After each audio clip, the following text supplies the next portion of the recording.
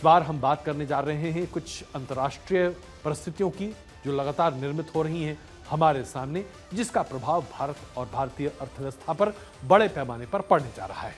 और वो इस आधार पर जो गाजा पट्टी का जो पूरा समीकरण है, वैसे तो साहब ये 45 किलोमीटर लंबा है, 6 से 8 किलोमीटर इसकी चौड़ाई है, लेकिन इजराइल और फिलिस्तीन के इस पूरे घमासान की वजह से, जिसकी शुरुआत हमास के आतंकी हमले से हुई, आज गाजा में फिलिस्तीनियों की हालत बद से बदतर होती चली जा रही है।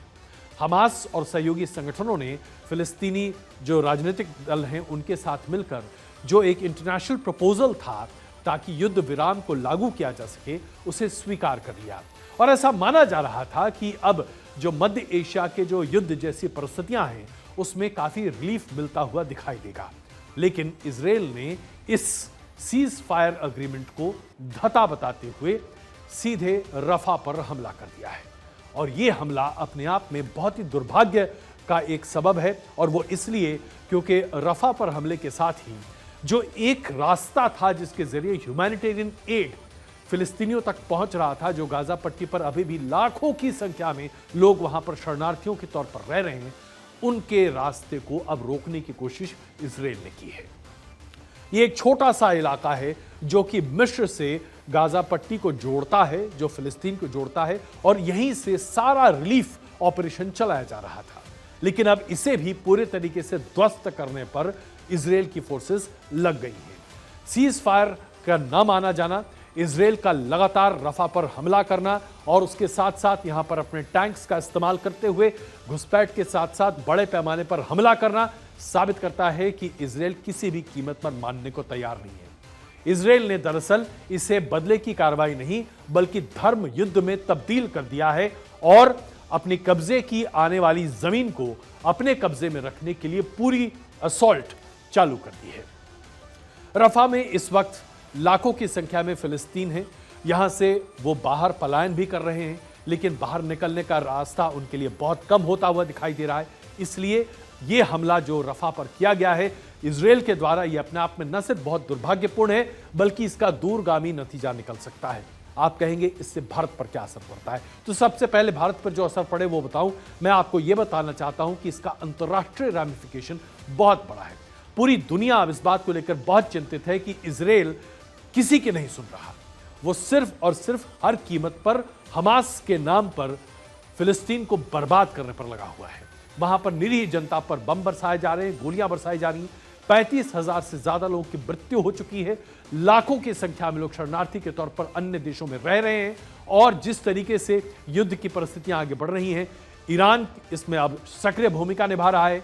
कई आतंकी संगठन अब इजराइल के खिलाफ आग उगलने को तैयार हैं और मध्य एशिया में इजराइल को लेकर जो एक थोड़ी सिंपैथी थी वो लगातार कम होती दिखाई दे रही है। ऐसे में कॉन्फ्लिक्ट जोन बढ़ता दिख रहा है और अंतर्राष्ट्रीय व्यापार बड़े पैमाने पर बाधित है। तेल के उत्पाद पर भी इससे काफी असर पड़ रहा है, जिसकी वजह से अंतर्राष्ट्रीय बाजार में तेल और पेट्रोलियम प्रोडक्ट की कीमतें लगातार बढ़ रही हैं। ट्रांसपोर्टेशन का कॉस्ट बढ़ने की वजह से भारत जैसा देश जो कि बड़े पैमाने पर इंपोर्ट्स पर अब निर्भर करता है और हमारी जीवन की दिनचर्या इंपोर्ट पर बड़े पैमाने पर आधारित है, हमारे लिए दिक्कतें और बढ़ती चली जा रही हैं क्योंकि फॉरेन करेंसी में हमारा पेमेंट बढ़ता चला जा रहा है। भारत में भी इसका काफी इन्फ्लेशन प्रेशर है, महंगाई बढ़ती चली जा रही है, जिसका खामियाजा आम जनता को भुगतना पड़ रहा है। जो भी नई सरकार 4 जून के बाद आएगी, उस सरकार को बदले हुए इस अंतर्राष्ट्रीय परिदृश्य में अपनी आर्थिक नीतियों को एक नए आकलन के साथ सामने रखना पड़ेगा। फिस्कल डेफिसिट को हम करने का, वित्तीय घाटा को कम करने की जो कोशिश कर रहे थे, उस कोशिश में बहुत बड़ा झटका लगेगा और सरकारी खर्च बढ़ेगा, लोगों पर महंगाई का बोझ भी बढ़ेगा। इसे निपटाने के लिए न सिर्फ भारत बल्कि चीन और तमाम अन्य देश अब अंतर्राष्ट्रीय जगत के साथ साथ मध्य एशिया के सभी देशों से बात कर रहे हैं कि सुलह सफाई कीजिए, इस पूरे मामले को अब रफा दफा कीजिए। इसके साथ साथ एक और गतिविधि है और यह भारतीय मानसिकता के लिए बहुत बड़ी है। आपने देखा होगा कि सोने की कीमत लगातार आसमान पर चढ़ती चली जा रही है। जरा सोचिए, साल भर पहले जो सोना 45,000 रुपए 10 ग्राम था, आज 70,000 रुपए पर 10 ग्राम बिक रहा है। और आप जानते हैं ये क्यों हो रहा है?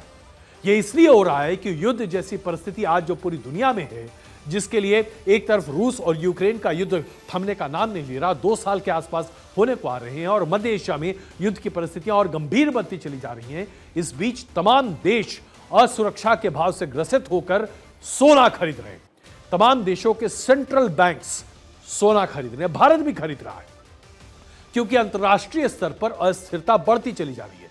इसकी वजह से सोने की कीमत लगातार बढ़ रही है और इसमें सबसे ज्यादा चीन ने अचानक से सोने की खरीद बहुत ज्यादा बढ़ा दी है, जो पूरी दुनिया भर के लोगों के लिए बहुत ही चिंता का सबब है कि आखिरकार चीन क्या सोच रहा है। क्या चीन को ऐसा लग रहा है कि ये जो कॉन्फ्लिक्ट है ये बढ़ता चला जाएगा, इसका कोई रेजोल्यूशन सामने आता नहीं दिखेगा और अंतर्राष्ट्रीय स्तर पर जब कॉन्फ्लिक्ट बड़ा हो जाएगा तो क्या इसकी हम परिणति तीसरे विश्व युद्ध के तौर पर देख सकते हैं? देखिए, तमाम तरह की परिकल्पना है।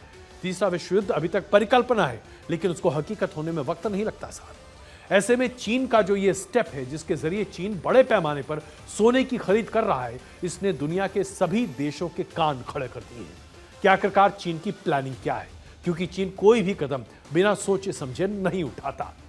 ऐसे में सोने की कीमत जो लगातार आसमान पर चढ़ती चली जा रही है, उसका असर भी भारतीय अर्थव्यवस्था पर पड़ रहा है, क्योंकि अब जैसे शादी का सीजन शुरू होने जा रहा है, गहने बनाने हैं, गहने की कीमतें लगातार बढ़ती चली जाएंगी। आप अपने बच्चों को जो तोहफे दे सकते हैं, महंगाई बढ़ जाएगी साहब, उसके लिए आपको असर पड़ेगा। तो देखिए, जो खाड़ी युद्ध है, जिस तरीके से अभी ये युद्ध की परिस्थिति आगे बढ़ी है, ये हम सब के जीवन पर बहुत बुरा प्रभाव डाल रहा है और आने वाले दिन काफी मुश्किल हो सकते हैं। बस गनीमत इसी बात की रहे, तीसरे विश्व युद्ध का आगाज ना हो, अन्यथा हम कुछ ऐसे दिन देखेंगे जिसकी कल्पना अभी तक दुनिया ने नहीं